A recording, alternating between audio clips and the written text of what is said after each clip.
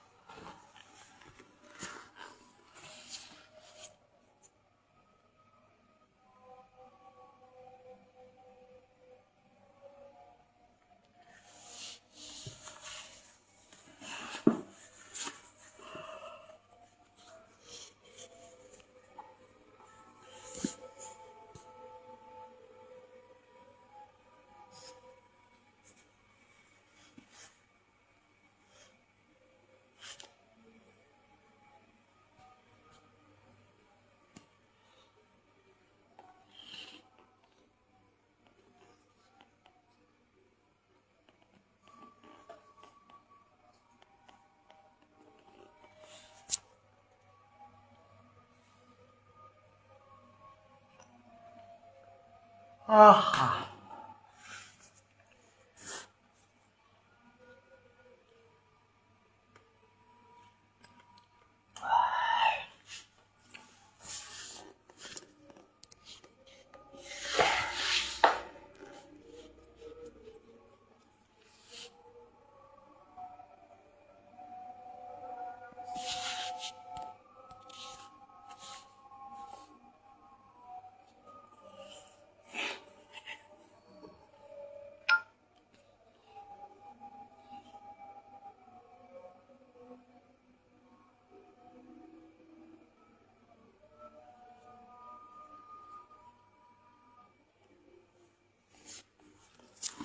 Oh, oh, oh, oh.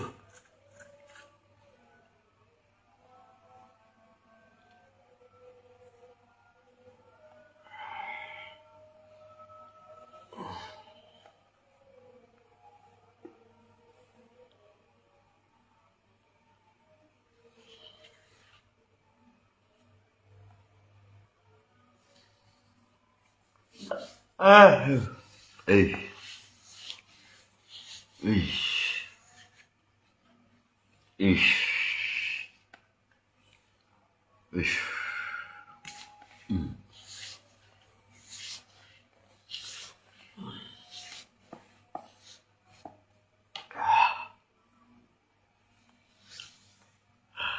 Ah,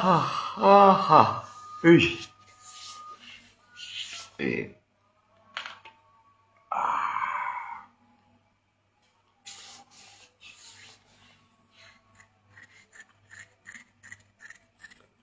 Ah. Ê.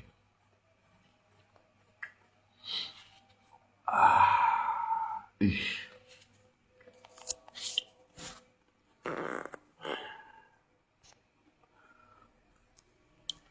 Bật mông này kawan. Untungnya sih.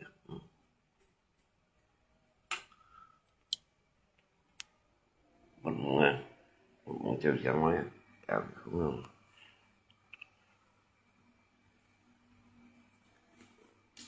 Ah, ah, ah.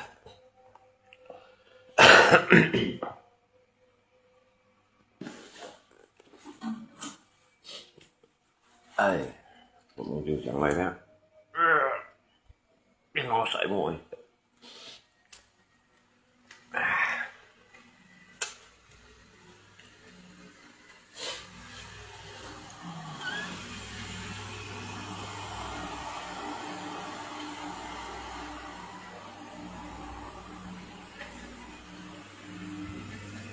Mày mà không được.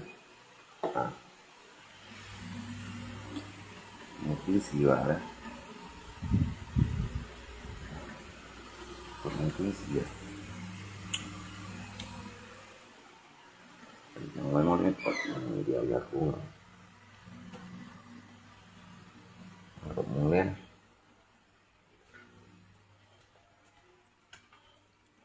cũng có sự phụ thuộc ngay mà.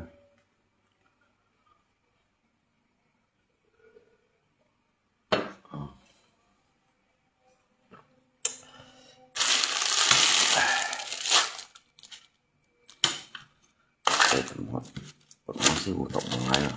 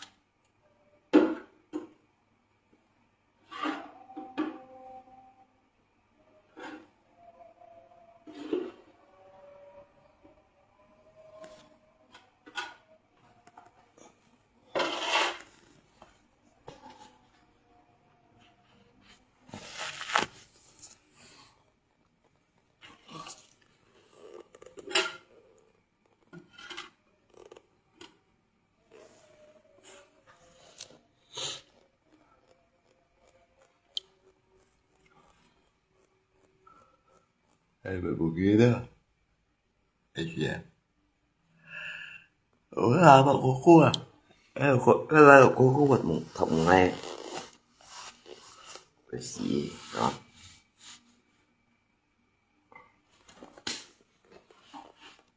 cái gì bộ thòng không nào đó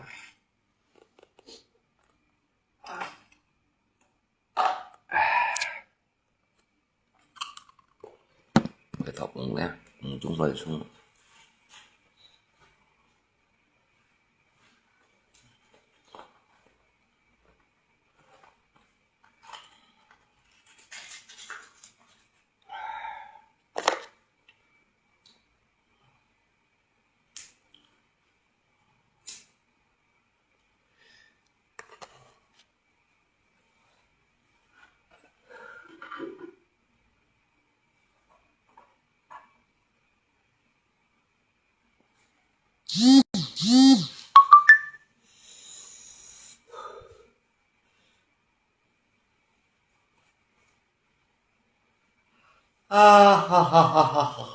đi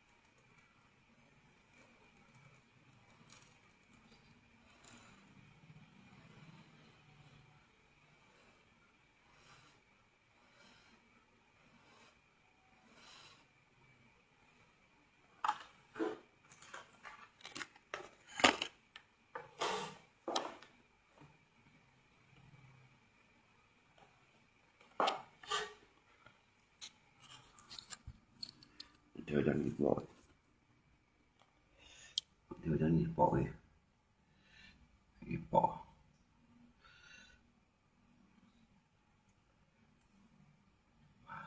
ra đi muốn chúng rồi dưới lại nhưng mà chỉ muốn chúng là lon lon lại muốn qua chiều phải thọng này đó thọng một thiếu bay rồi đó một thiếu bay rồi một cái thiếu rồi muốn chúng lon lon lại phải to khi phải to phải liệu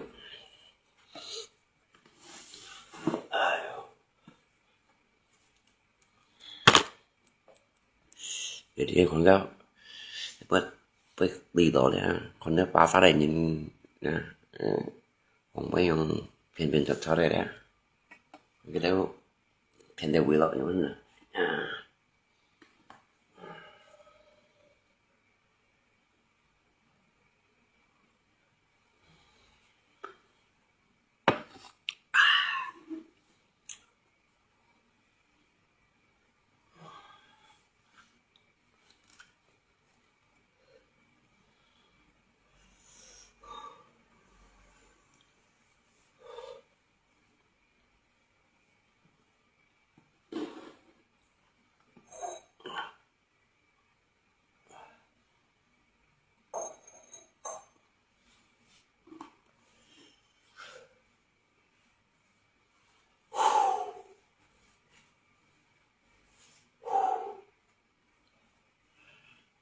Ah, ha, ha, ha, ha, ha.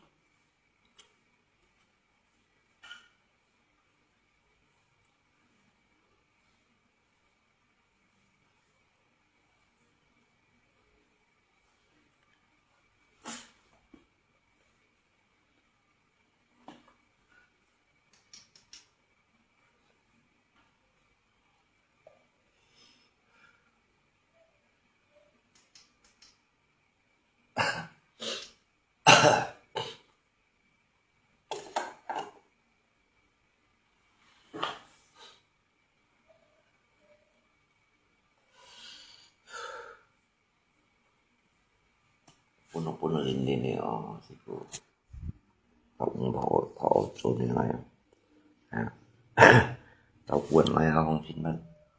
chín bằng mỏ sinh liêm mỏ như phòng gì phòng ở chỗ này đi à mỏ thọ một chỗ này ya karena saja kêu được kêu chuẩn linh đi này là gọi mà nó kêu linh đi này lấy ra gọi mà neo với mình rồi đó ya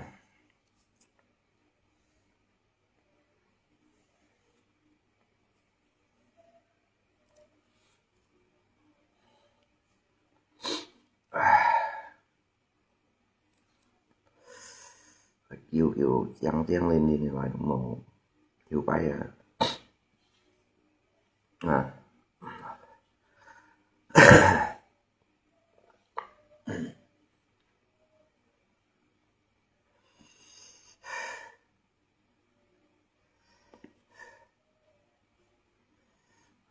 một thiếu bay để thống một hai câu thọ chỗ này một cái siêu hơn ha à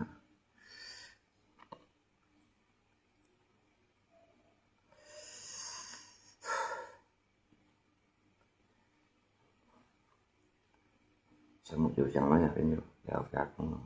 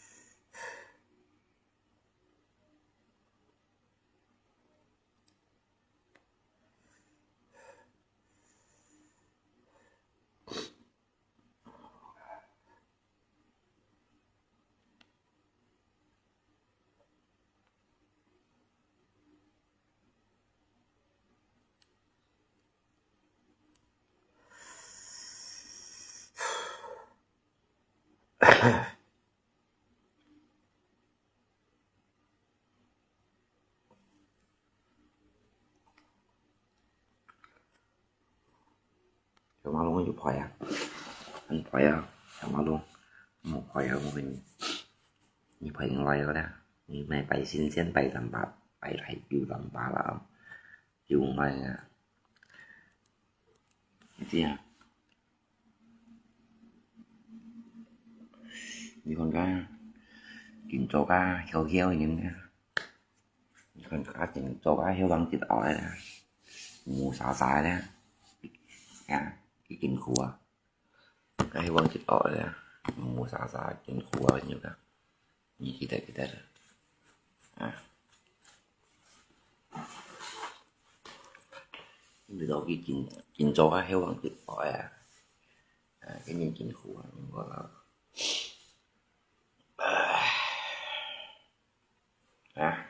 bikin cowok coba bikin kue lah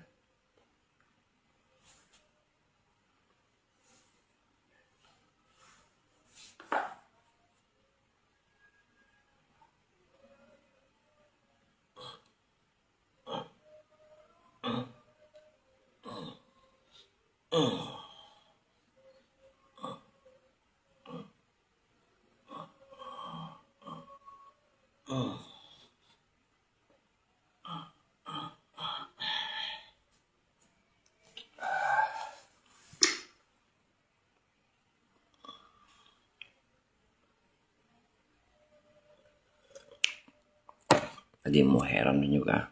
Tối còn tầm ba la miền, âm với còn tầm ba la miền nó. Hát chú đấy còn âm miền đang jadi như đâu mùa hè rồi.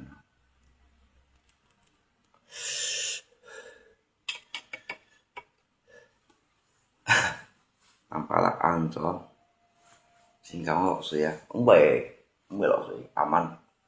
ăn một tiếng lọ sẽ có cái theo chỗ cung này. Tôi theo đủ sai à. Một tiếng thêm lọ sư si dịch vụ của nhà này biểu mới xí ra ngon. Một tiếng lọ sư. Thấy cô đi theo chỗ cung này chim chân bắt rồi à. Thì các anh tôi nhận mệnh phải đâu một tiếng bộ ghi lọ sư si thấy cô đi theo họ cho theo đủ chỗ cung này chim chân bắt xí đi tà nam này các mấy cái thuyền trẻ đó quân sĩ tà chéo tôi nhận muốn phải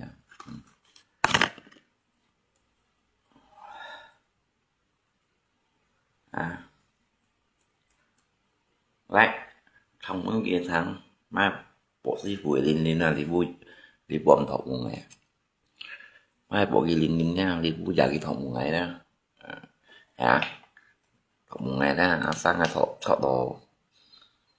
đấy không đó mới thọ đồ hơn á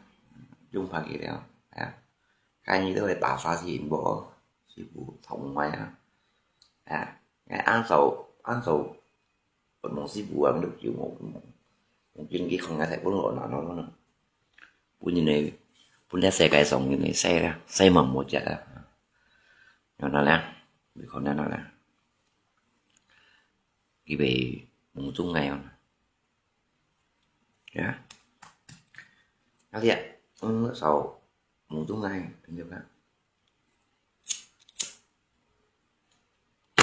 thì có khi về một chung ngày đâu mỗi ngày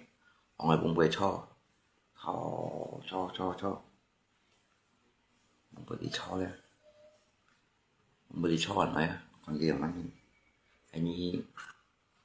kinh chiến học một ngày như mình đi nghiên cứu ngày đi nghiên cứu ngày một hiện ngày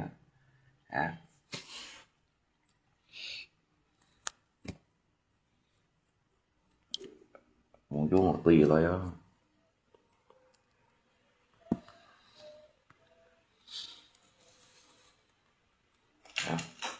cái chính thống một ngày đó bộ đi một chút một tùy rồi còn đi đâu yêu bằng chữ ọc thì mình cho đây còn mày của em đó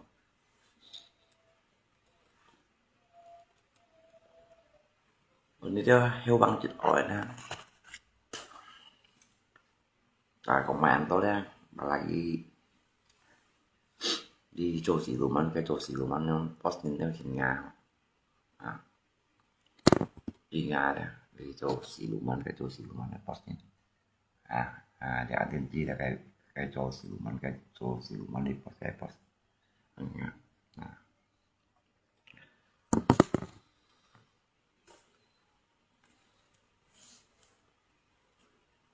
có số gì ở đây nghe tầm bả lại còn là vây gan mớiเป็นnhư thế dầu cũng như là một phần phí sát chút giá cây bộ tí bên chung nhìn con cái mấy sát chút lấy cái bộ tí bên chung nhìn con anh nhìn đi đâu chung nhìn nhận hiểu quân bia mình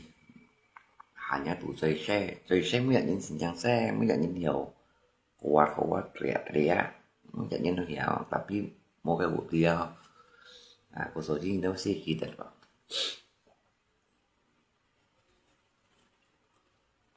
ngay sân đó đấy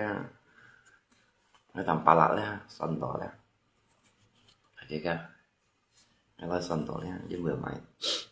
anh chú vị bắt xong trắng rẻ anh chú vị bắt xong trắng rẻ kita ada han bảy bắt xong trắng rẻ của tôi đi như theo nhiều ca cậu Facebook mấy xíu mà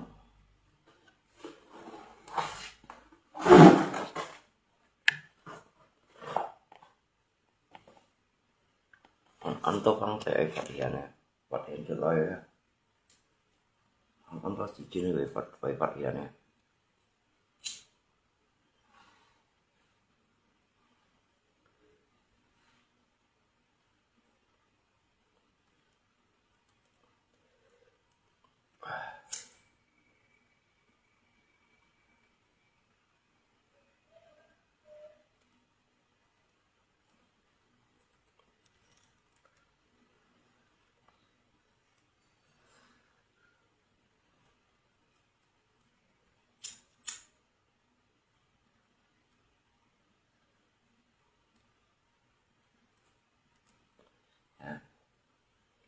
anh tôi chỉ chuyên về phát hiện này nè vậy của nhà về fan channel như này thì mà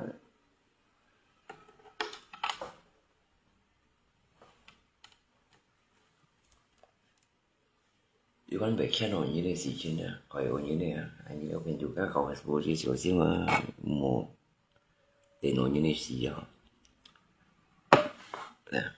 mau teno như này gì kau gặp bên juga đâu nè mau teno như này gì và như đâu tiền đồ gì chơi cô nè nó trên cao tay nè nó tầm ba là trên cao tay nè những người đó là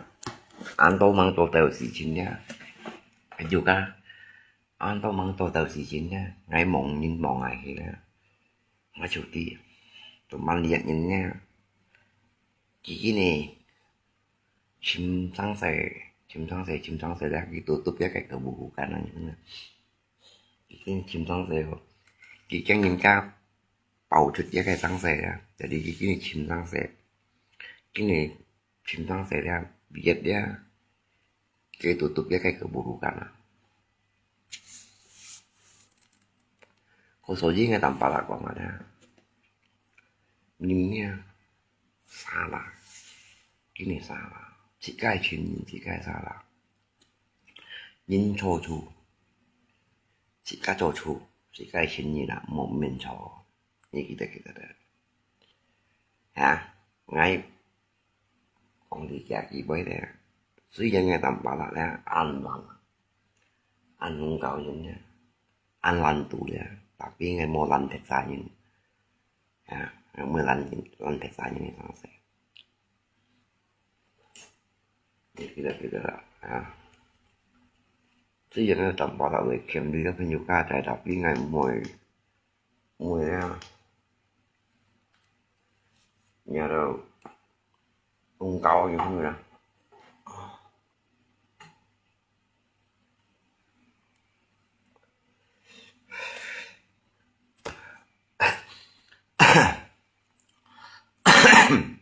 nè mình nhà đâu season có dùng ung cầu à chỉ cái rồi nhìn chung chết lúc cổ kiếm à là sẽ chỉ để nhìn lúc cổ à điều sinh dân là bộ vụ à mì một bộ vụ chỉ ca à nhiều tôi xin thì cần có những vật thay ở miệng là bị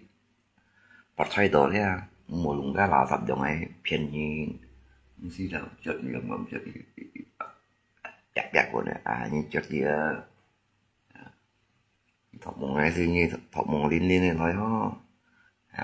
đẹp đẹp của nó chợt chuyện không còn chất ghế đó nó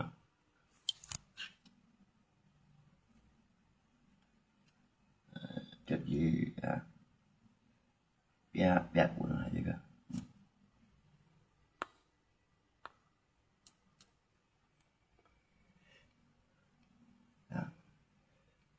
không còn chất gì chất gì không còn chất gì tí đẹp dạ như tụng một ngày tôi tụng một tuần này bữa ngày không một bữa ngày là chạy qua đấy mà một bữa ngày heo vị đó nè nhịp bài to lại nhịp bài to lấy chọn bài để trình thành mẹ sang cái gì số cái sao món là món tổng này món cho kiểu chặt đấy như thọ mồm dư bữa ngày không dạ 昨天中期最好啊，睇嚟嘅中期啲係都最險嘅，ngay gì đối chuyện anh còn mày à, ngay tùy số cách trung chế thì những bóng bài đầu kinh nha, ngay tùy tùy ít số cách trung chế thì những còn mày ca lời ca gì trận cái trận đấy hai chuyện mười nào ra à anh mới còn trong cái tận nhát cái thành bảo 4 ngày à bảo 4 ngày mỏ à một số chỉ ca rồi gì họ họ lần thầy còn quen bao nhiêu cá à họ rồi gì thì ở chỗ thì siêu sim à tôi siêu sim mùa cá dầm cá mùi à còn đều không à mùa cá dầm cá mùi thì cá trong hẻo sáng những ngày chỉ chọn một cây đi cùng với cái hot cái cùng với đi hot còn có mùa là mùa chơi với chuột lời giờ một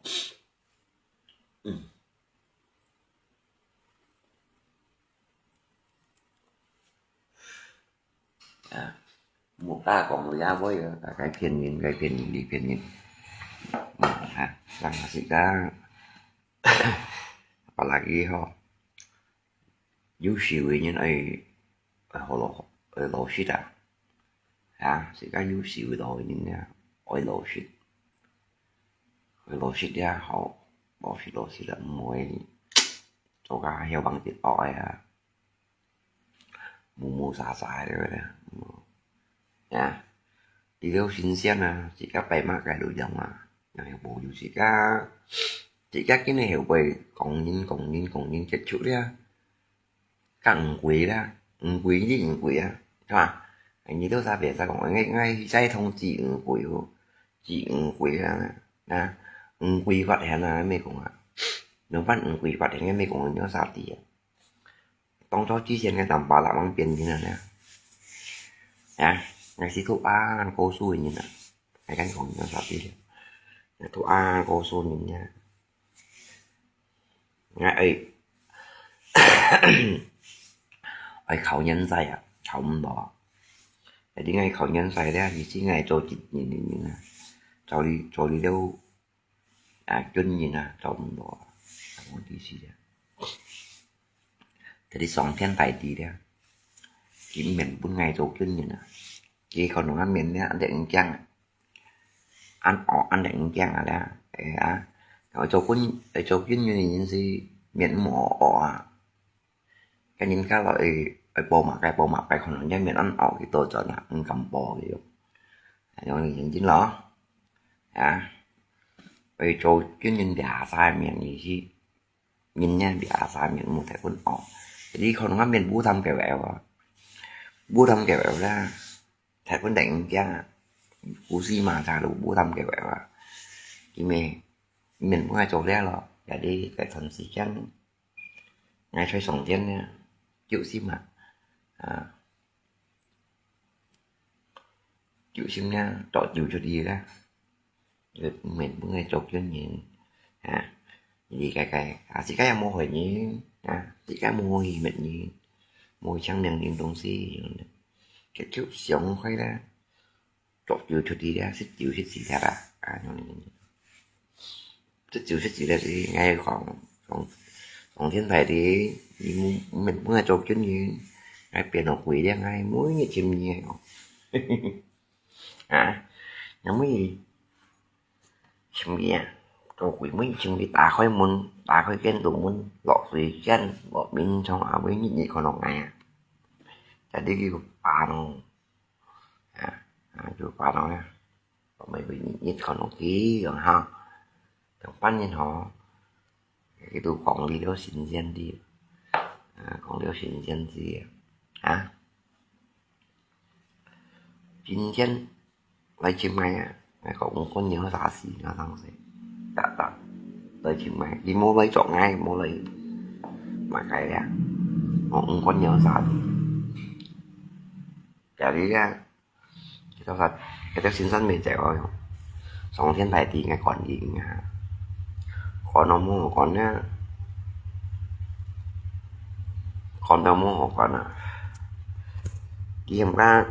thay xong gộp chuyên chọn này Thái Song Lộc kiếm nơi chọn ngay không? Chọn ngay. Tại ngay ý kiến nha, Song Thiên Thái thì ngay mới chết phát bóng gì thì nha. Như Song Thiên Thái thì cũng tôi ở bữa ngày chỉ chặt chít bụi ngay thuộc kêu cổ xuống ở bụi ngay khẩu đồng mỏi như con này thì như một con như này vụ trong như một con như này miền màu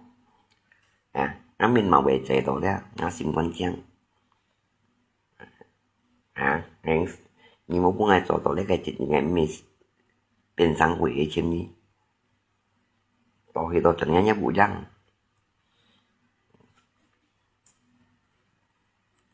ใครส่งเราขึ้นทางเราดีกี่ใบรู้ชอบเห็นไหมยังหอกี่ถูกสู้ถูกแกวเขาแกวเอาไปยิงแกวจนมาcái miền định chẳng bảo thì còn bây giờ trả đi hiểu thế nhiều nhân đi nói thì còn bây giờ trả đi đây rồi thầy dòng lộc kính nha trình cài ngay họ gì chi như này điều chơi như này điều chơi như này điều chơi ngay về chim trả bị chích bị bún nhiều về chim trả chích bị bún ngay kan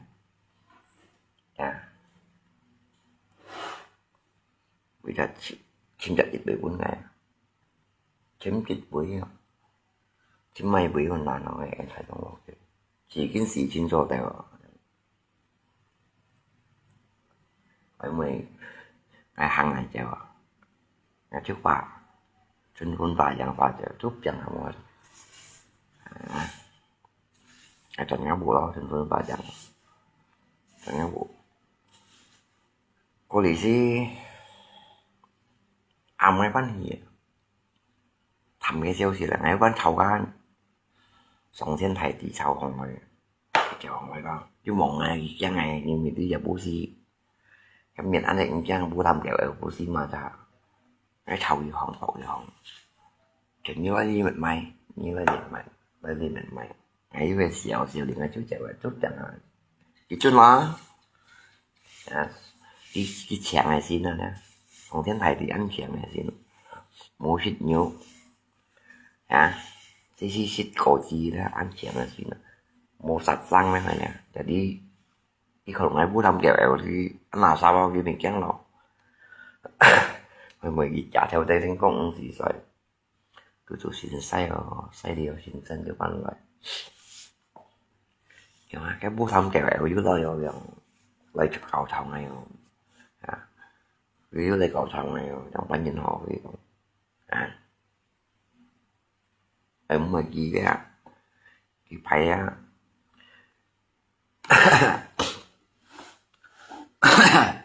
thì phải đi đâu xin gen hai phòng nha lộ thì nhựa gì đi còn lý dạng những gì đây như về món tài lộ dìm canh rồi nhưng mình nha cái gì ở đây như là nhiều họ sao về món tài lộ dìm canh jadi nhắm nó bóng số biển nó mó còn dính về gì cái này không mà sao còn cái về gì nhắm nó bóng tôi thảo biển số biển kia nó về gì biển nó về gì trong như hiểu bạn gì mà nhắm nó bóng bạn này thì gì ngắm nhăn khéo gì ra các ngày trộm tật đồ nhầm là bông còn cái xì trên măng tèo giờ ngày trộm rồi cái nhầm là còn là cái xì trên măng tèo cái xì trên ngày trộm rồi cái đi năm đồ bật đồ đấy cái xì tay nó dùm canh thì thấy cái nhiều theo má mình nói vụ phải nói lắm tôi phải chọn này mà chọn này mình còn cái đó ngay cái chữ sẽ chỉ đặt ngay mình chọn nhìn mình muốn cha chọn mình chỉ là gì nên Song Thiên Thái thì khỏi ngay chữ sim mẹ ngay bàn nổi chụp sim rồi khỏi chỉ còn nó gì bảo mình bu gì mà cha chỉ mình muốn cho chị nhìn nè thôi đi chặt cái chị nhìn này Saya nyamlobong sangat kehidupan saya thuộc theo cố su tapi sống thiên tài gì mẹ nè chỉ sĩ mẹ này nghe mẹ đặt trang xong của trộn rằng nhìn cả họ đều đi tới bà gì à phò nè nha họ đi tới à cũng cái mẹ nào à mẹ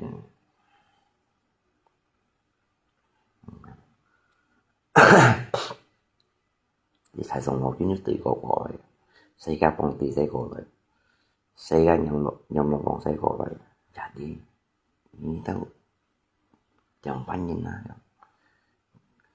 Chẳng hiểu bốn gì chỉ chặt dịch nhìn nha. Việc gì xăng đổ đấy. Không bè hiểu quỷ à. Nó là 달성록 kiến căn chín. Việc gì xăng đổ đấy. Không bè hiểu quỷ à. Mười chích nhìn một bốn gì à. Chỉ trả chích nhìn nha, một bốn gì chỉ cả tổ sinh sen东西ở中切，台上都跟你講啊，tổ sinh sen嘅東西ở中切anh nhung thành quy tộc theo si bệnh tùy là như này gì đó, hay đi nhầm lo bông còn như bún xì mò cái bún này, bún xì mà cái kiểu liệt chặt ra, liệt chiong như này liệt chặt ra.เผ็ดของปูเผ็ดของปูแกปรับบิดเผ็ดก็ที่còn với chén của bốn gì mì đỏ cái phiền nhân thì dịch nhang chén nhân thì dịch nhang cho chết thì dịch nhang như bún xì mạch gì mò vậy cái một ngày cái nhiều theo má men trộn khen trộn đó nhà sâu địa sao nhìn buổi tung xí chén của cái chén nhưng mà chọn cái thằng xin này đó cả âm như mua đâu nghe là nào cả âm như mua đâu hay như bún sĩ ngay đủ bún như chả thịt bùi sống thế này thì thằng đó mới xéo cái xíu用笔chính你这样买去hay như cho tao bún chả thịt bùi là thịt bùi nhỏ này nhìn nó thì đó ngay còn khổ shit nha ngay bún chỉ cho lấy thắng xe như bún chỉ tập dinh ngày mà tập dinh mà cái chỉ chơi mày chỉ có ngắt đó cái còn ngắt đi đó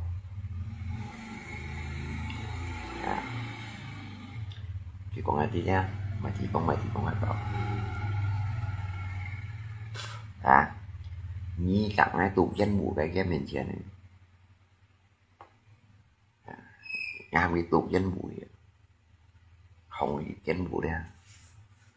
tụ cái miền trên này tụ cái miền trên này jadi on như pion to bộ bút đây danh mũ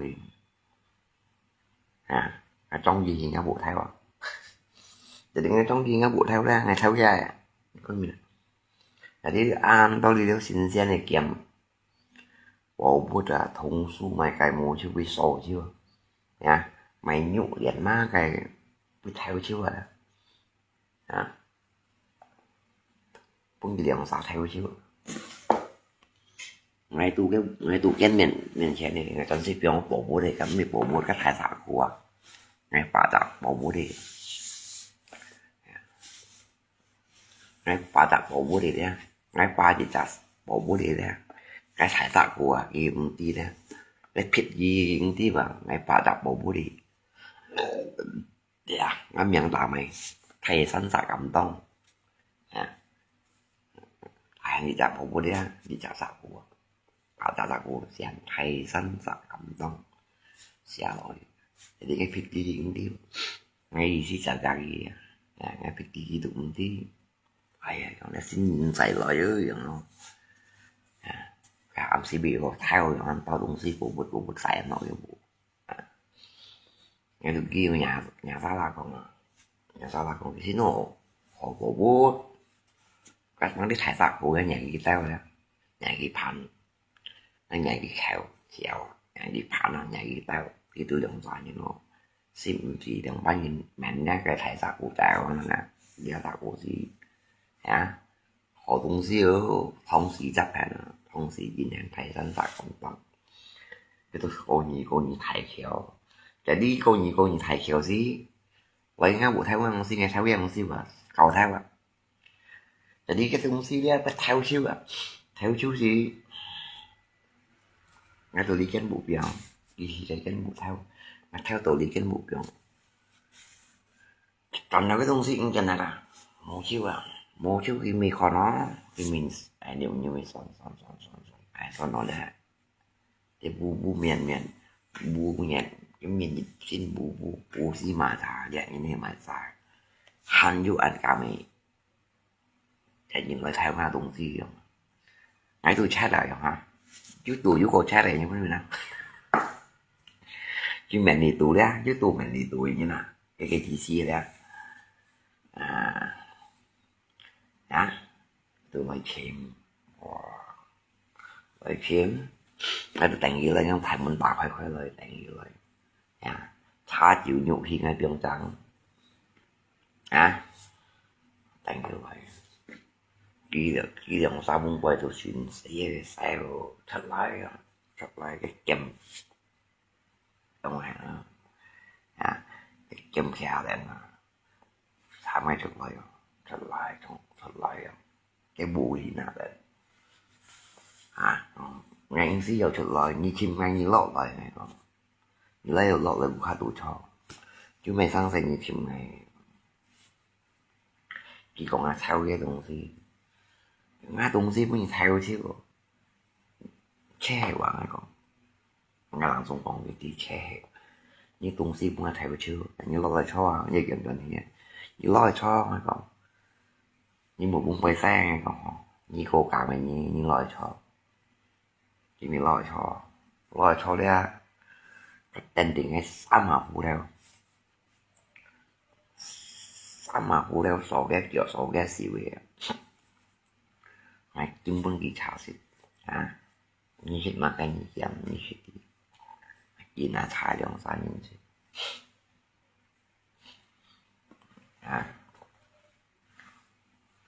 cái là thái đồng xa nhìn xịt cho sân lên như mày như này như mày xa xịt như vậy cảm thấy chẳng miếng đồng gì đi theo lời dùng gheo dùng cái đồng gì như vậy cảm chẳng miếng đồng gì cái còn chúng thì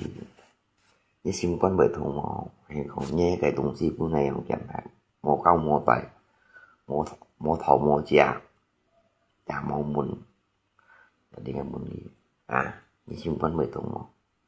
anh chỉ một cái thùng rồi chỉ nhìn cái xin quan thùng vì xin theo lời đồng gì giúp người theo chạy bạn chỉ nhìn cái xin quan thùng anh xin quan thùng nha nghe cái đồng gì để bổ bút ra mình nha đồng gì mình theo lời đi anh ấy mua theo tội như xin quan thùng như xong đi theo trùng như này đồng gì đấy trùng mỹ nha thật trùng chơi ra thế đó má cái như pan chiếu dạo cái tao xin quan mười thùng cái tao trên xe đầu như yêu rồi làm không còn gì ai rồi như ăn cầm ọc này rồi đi số băng kèm như bún gì khi mò như băng kèm mà cái muốn đi bún gì khi mò nè đi xe đồ ngã thả thâu đi ngã tên nè cái dòng xóa số băng kèm mấy rồi khi phộp cho bông nè chứ băng kèm ngay từ cái từ sau này như bún gì lấy hắn chân loay ngay còn như bún gì hắn chân lấy nè nhé kèm hiểu bún gì bảo đồng này ra để đồng si ngày ban siêu trận nhỉ tại đi giờ hồng cái di dân có用tiền sò lên phố sò tại tiền sò lên phố sò đấy cái hồng nhà mình cái tên này khi hồng hàng ông ta là tại đi nhiều đâu má mình cái xe lại leo đi đồng tại những chiều đồng quan nhìn này còn cái hạ nhiều theo má mình trong trả ra bù phá mới xây lại đi cái đi đi liền xa như chỉ có lần bao nhiêu này không như lần bao nhiêu chuối ha hay tại lỗi dùm canh hay mày ha tại lỗi dùm canh tụ khu gì mày cái tụ chiêu trình thầu cái mò tại cái lỗi dùm canh kiểu mày ơi anh ấy chỉ gì vậy cái này chỉ gì vậy bị bà sao cái xin gian chúng mà cái thu như nè cái thu như nè nếu xin gian thì anh thu như nè thì anh thu như mà cái bị chẳng năng nhìn đúng gì cái giọng trạng nhau theo mắt nhận tôi ghi điểm vào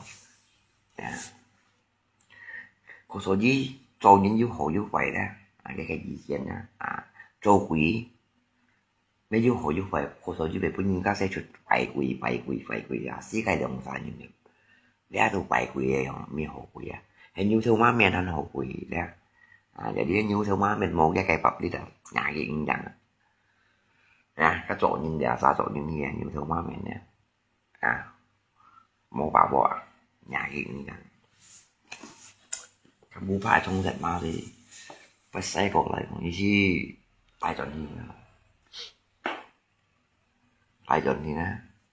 phải tay cái trận tay cái lọ dùm canh xuống bốn sòng tí con gặp nhầm lo bong còn hay đi đồng tạo nó hay mà hay lá jadi chụp bụi hay bụi chụp đi hay bụi cái chú thổ tạm nhân món này quỷ cái chỗ tạo gì chạm nhân món này nè quỷ có số gì quỷ thì nó sao bé ra tay không phải gì quỷ ở đây mang cho tôi để xí chiến chỉ cả đi nó nè phải nhiều các mang cho tôi để xí chiến dịch nhân heo cái con ban nhân heo cái con mang tờ xí chiến chỉ cả xem thì đẹp quỷ chút xin heo thì mới được chỉ cả xí chiến thì ở đây bị sang xây tèo chỉ đến mà người nè nhiều bé xa nó mình những lần số gì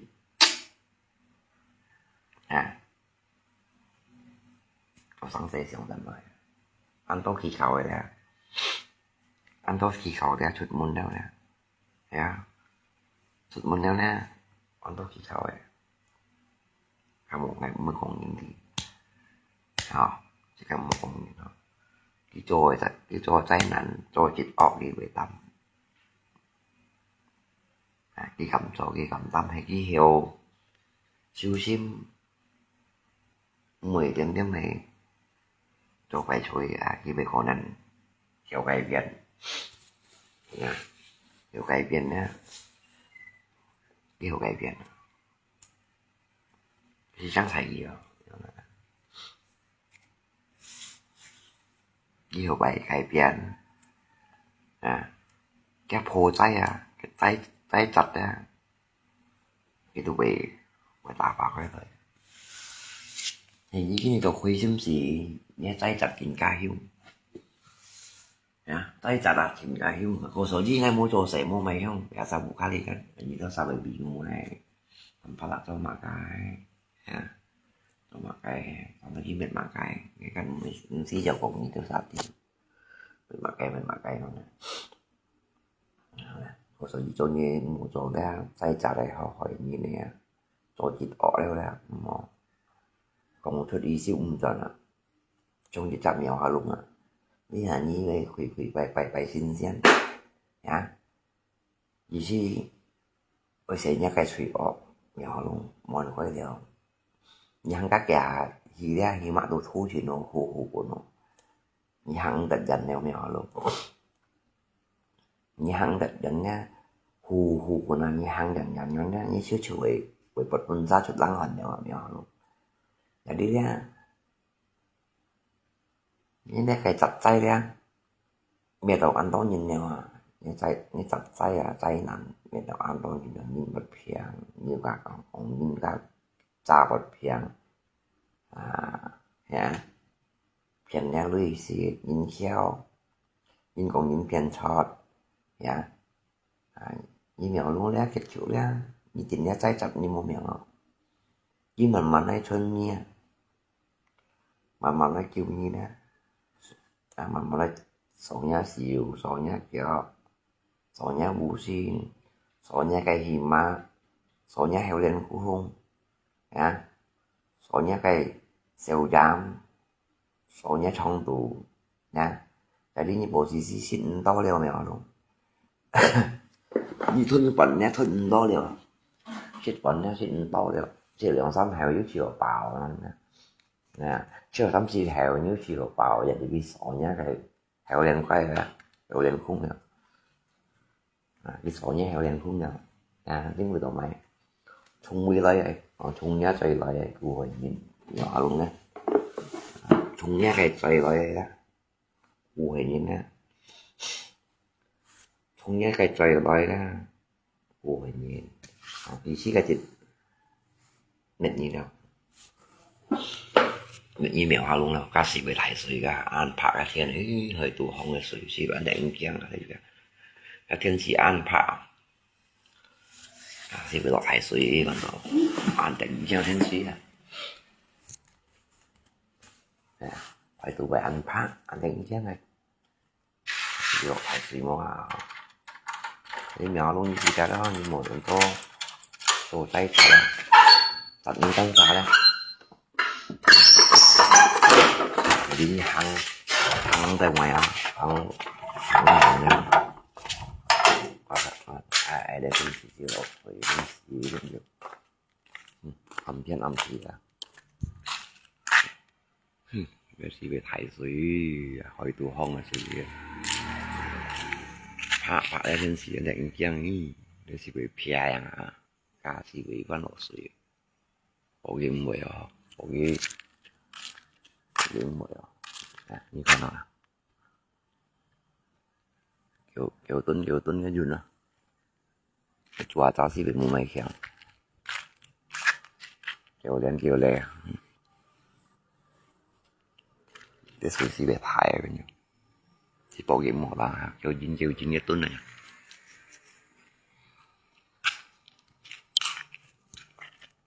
nó luôn đấy như cái đó một cái giống trồ hiểu bằng chữ gọi hỏi như này bên một cái chọc như bay mà cái xin xén bạn mà đâu như chỉ để cái trận như hăng từ quý đó như đang hăng từ quý mèo luôn đó nó xong con xịt thạo ra như bài hay cái này còn thì hăng bùi đó nó tầm pa lại cái sắm con xịt thạo nha cái nền tảng nha quậy còn như hăng bùi nhọn nè cái tí ra như mèo hoa luôn nha cái như hăng bùi á và đến như ấy hăng như á như cái ta còn chim nhau lại đó như cả nhau lại thầu bây giờ như một cái nhỏ luôn nha như cả nhau lại thầu bây giờ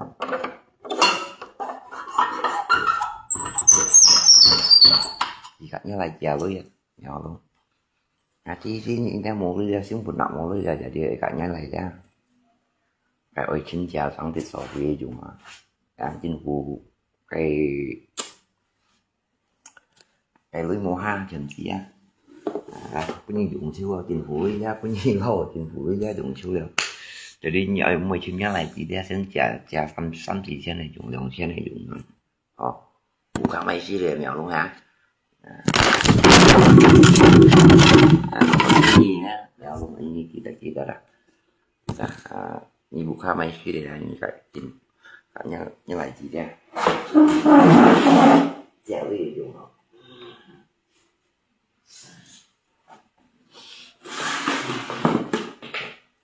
jadi nyisa yang bayar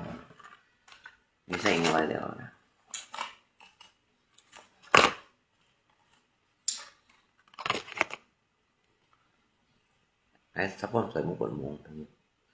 cái xăm tiền bằng kiểu không phải đi thua xăm tiền bằng cái hàng bạc vậy anh cho sợi mũ anh xây liền nữa không xây có tiền sao con trước lần xong sợi mũ đã sợi mũ bật theo mũ hóa ship của ấy phải thảo này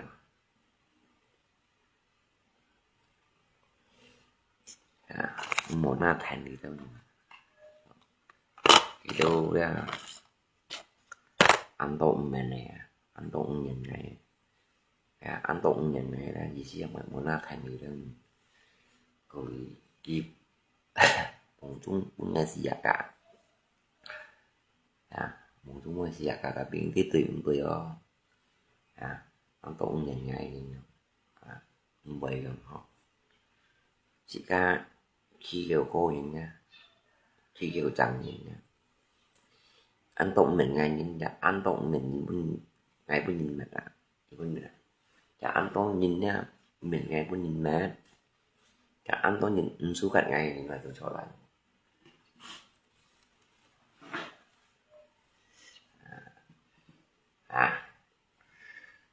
không em muốn là thành là cái chỗ gì chín cái chỗ cụ vậy như gì chín là tan xa cái chỗ tan xa về khỏi tan xa tôi cho không siêu thành như vậy chỉ khỏi như thế đó chỉ khỏi như thế đó cái chỗ đi khỏi cái tan xa nhưng mà cái chỗ gì chín thì khỏi như thế đó cái chỗ ra cái khỏi cái tan xa cái vị xem ngoài chỗ hiếu bằng chuyện đòi cái chỗ đi khi nó khỏi cái tan xa dịch để tiếp theo chỉ phổ gì lên một mèo thiên trong măn nhỉ thiên trong măn nào ra còn tỏ được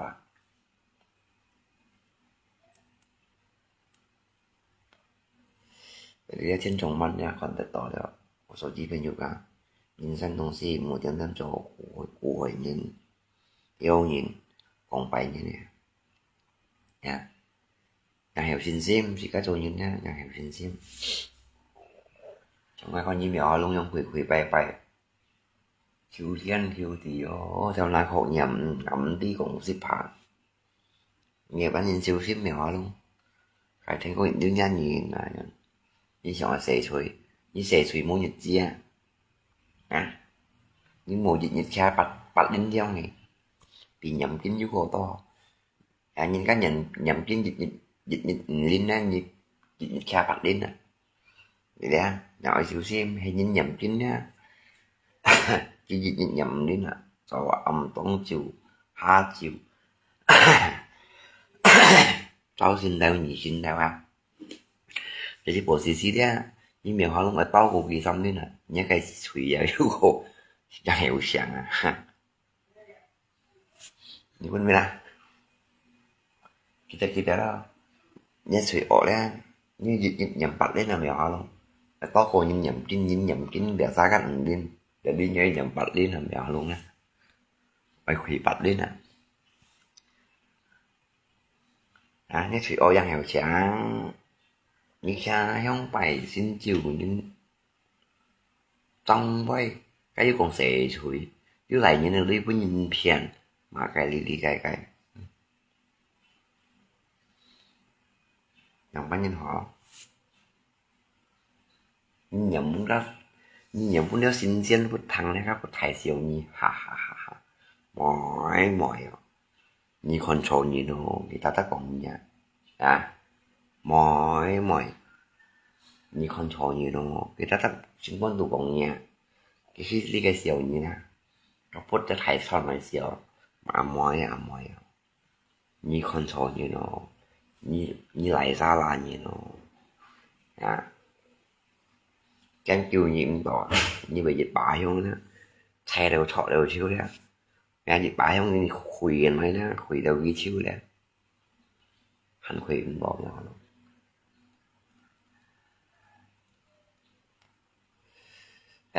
hắn khuyên bỏ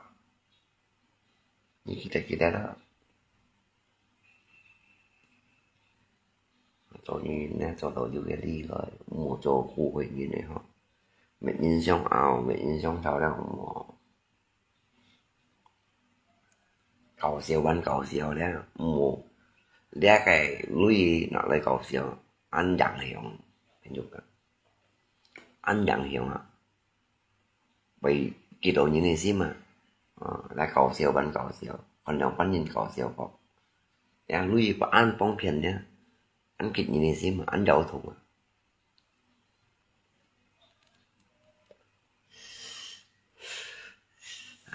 記得，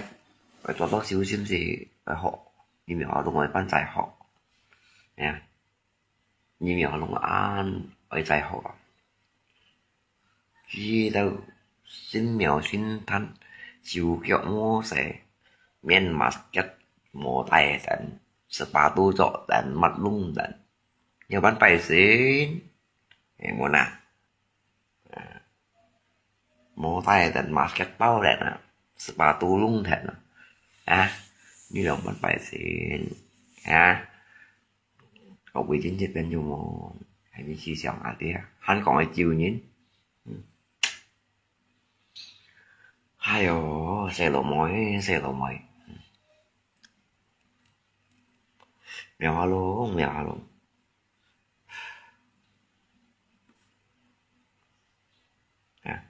你本來生意食路咪嘢啲料啦，有啲嘅便宜過來，你know，你本來苗龍你本來生意食路咪啦，就啲嘢啲料你啲價啲料，我就生意食路咪啦，你學啲啲料cái lòng bảo lặng sinh ý食路咪啲人生意食路咪啦，苗龍啦，食路咪嘢啲料，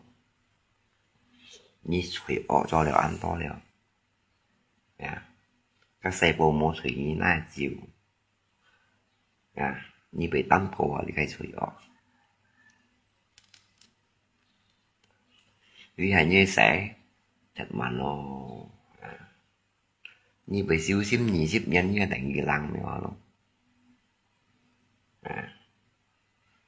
như bị siêu xím nhị xíp nhân như đánh ghi lăng nghe tiếng như này cái tông mày như này tông nhớ xỉu ảo như mô thôi xỉu ảo lưới tông hả ra dùng hả ra như cả những này chỉ thở lên như hăng quy cổ đấy hiểu luôn nha như hăng quy cổ đấy nghe xong muốn chỉ tạo nhớ vẻ thôi cái này thành gì nhà quy ngày hiệp quy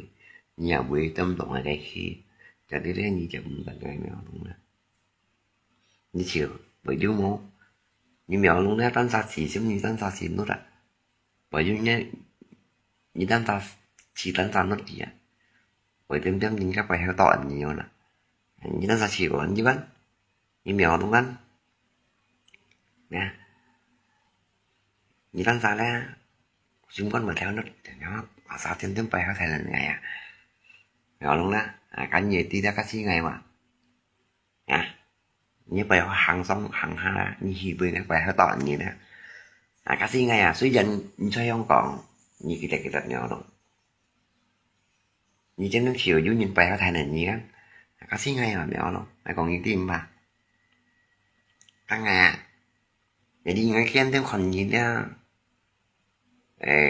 trôi thủy ỏ ra hàng bị thôi nè cụ hiếu nhìn hàng bị thôi nè như cái sim gì đấy như đồng bao nhiêu mệnh bọc đấy tại vì thoát nó mèo đúng không như cái đó như chiều với chứ mua đó bây sao nhau bị cái mà bị lăng này nha gì cái thứ này mèo luôn đó số gì đấy cho những như cái như mô tô quý dâm gì ngày mua bẩn thầu gì mèo luôn đó như mô tô quý dâm gì đấy ngày mua cái bẩn thầu gì nè hắn đầu vui như thế nó về chiều vô nhìn nha anh chiều phải chú chiều vô nhìn nhầm như nó thành hình nhiều nó đó những cái nhìn nhận tới nhìn nhiều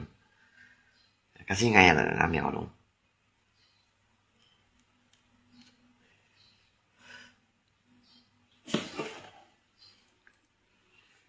đi ngủ thì ta tàu học sinh mèo để chưa thổ để một gì thì你好好做运动咯，你想还能想身体平安你想一個身體平安你不用忙咯，快來報告，然後每套對唔錯搞了中年拜託個店嘅套對唔錯唔少間嘅套對唔錯你好像芒格咧花姐咧花姐花姐，我哋唔錯花姐間係phụ huynh gì boy，我又冇chào boy này xảy lộ gì vậy như trong mang hồ cả花姐咧nhục mày đâu nè，我哋呢啲人咧，我哋唔做咧不平，敲到冇啲我哋唔做，係一個平頭你只有愛好你好咯，一平頭你只有愛好啦。Jadi dia như thành bánh nhỏ hoặc hay còn với tay nhóm hay một bia nó hay kêu cũng bầm gì nhỏ tao đi với chiều dùng đó đi đi quỳ thanh nhá xí nè quỳ như tao bảo quỳ tao có bao nhiêu xì quỳ mình nhìn thấy ngồi xì mong tụ hạ lắm trong việc hàng rộng hàng gì trong việc mình dùng với bao nhiêu cũng nhá hàng rộng rất giáo dân những cách thì ngay kiểu hơn đó như hàng người quý các quý đến quý dính cho hàng đi mê hàng kèm mê có gì ta một đến nó sẽ ổn nhau luôn nè quý thân xin chào cháu đi quý chị lại đây cả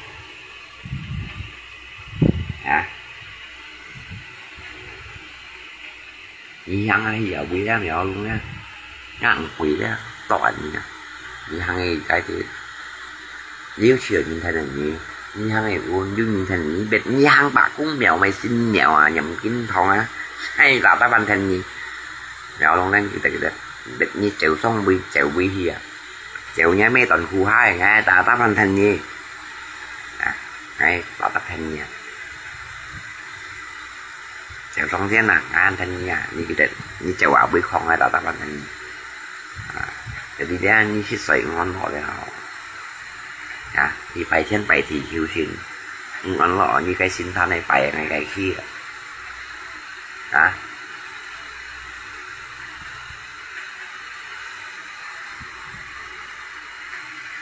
như cái đó như phải chịu nhá mấy toàn khu hai đó ngày này ta sự loại giờ luôn như cái đó để đi thôi nhấn nha ở chỗ đồ hỏi coi nào luôn một chân giống phải như nè đồ tăng này phải không như chiều nhé chẳng thùng ai họ bởi thôi tôi tắt sát khi mãi sồn theo thì bởi chặt thì đi đâu lăng xăng bay ra thấy đĩa sao quỷ sống nha nhưng một còn ăn to đều một cụ hình như ăn to đều lăng xăng bay ra một cụ hình như còn đi tiêu một trẻ ra đi đằng hậu họ như chẳng trong nhỏ đúng không nhắc trộn bể sao nhìn bị cái nửa lộ nhục tao đi quy chỉ ở đây các tại vì trong xin gì mèo hà luôn người ta sao chồng gì chứ họ người ta sao chồng gì người ta sao thì mi nút gì đó hẹn mẹ gì hiểu quý giống như các tuyển nhiều nè và như vậy theo một tuần về heo giống như các thành nhiều nè đó các xí ngay mèo luôn đó các xí tầm bảo lão cũng đi cũng vào trong đó một chú hai bà hết đầu hiếu không còn tại vì như gì đó một chú già hai bà hết đi ngay chú từ nhá bùa thì đó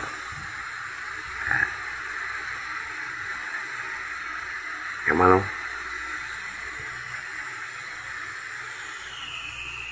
không bây giờ tao lấy vị trí không ngay cả hay giống như 10 ngày thì mà cái nó sẽ phụ một xuống này đó là chịu phải 100 bằng chịu chẳng này cái như tôi tạm này còn là chứ nhà bị còn nó sao tí Nam mới tạm đó cái mới tạm nha anh khổ với tạo khổ lấy 10 ngày mà cái gì này bị còn nó sao tí ngay còn nó sao thôi được theo lý vị trí đó không bye bye không